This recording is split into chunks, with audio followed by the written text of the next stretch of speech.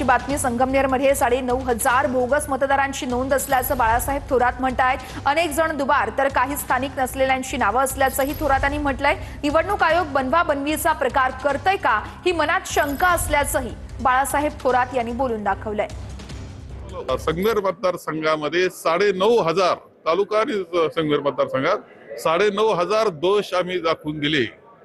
हे नाव दुबार आहेत, हे नाव चुकीचे आलेले आहेत। या 9,500ची कोणतीही पडताळणी करण्यात आलेली नाही आणि तहसीलदारांनी आम्हाला उत्तर असं दिलेलं आहे की असा कोणतं नाव वगळण्याचा किंवा दुरुस्त करण्याचा अधिकार हा आम्हाला नाही।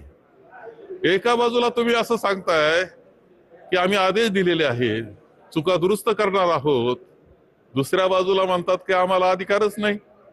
म्हणजे अशी ही बनवा-बनवीचा कार्यक्रम निवडणूक आयोग आणि त्यांच्या माध्यमातून हे अधिकारी करतायत काय, ही शंका यावी अशी परिस्थिती महाराष्ट्रामध्ये आज आहे।